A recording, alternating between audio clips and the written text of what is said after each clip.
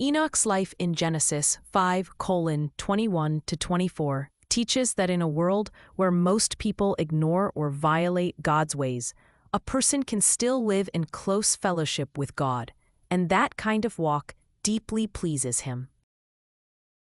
What Genesis 5:21-24 shows. Genesis 5 records a long list of people who lived, had children, and died.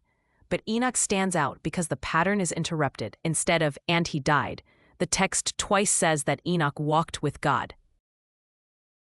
This walk language points to ongoing, daily fellowship with God, not just occasional religious moments, and it marks Enoch as different from the surrounding culture. Enoch's departure is also unique. He was not, for God took him, meaning God brought him into His presence without a normal death, similar only to Elijah later in Scripture. Hebrews 11 connects this with faith, explaining that Enoch pleased God because he believed that God exists and that He rewards those who earnestly seek Him.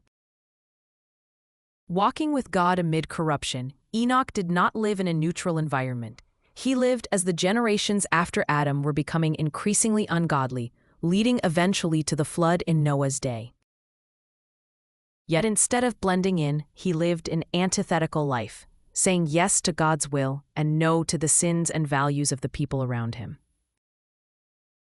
This meant he chose his companions, priorities, and lifestyle based on God's character rather than social pressure, walking by faith and warning others about coming judgment, as Jude later notes. His walk shows that closeness to God is possible, even when the majority moves in the opposite direction. What does it mean to walk with God? To walk with God is to live as God's friend and covenant partner, in agreement with His character and will. It includes trusting Him, obeying His word, and seeking His presence so consistently that His guidance and nearness shape everyday decisions, not just religious activities. This walk is active and moral. It involves choosing God's path over the broad popular way of compromise and refusing to enter into a lose-lose partnership with those who draw you into evil. It is also relational and joyful, knowing God, enjoying His fellowship, and finding your deepest comfort and security in belonging to Him. Principle number 9, biblical values in a godless world. Gene Getz's Genesis, principle number 9, summarizes Enoch's example this way. Even though many people around us violate biblical values, we are to walk with God. The point is that God's people are called to measure life by God's standards, not by what is normal or accepted in their culture.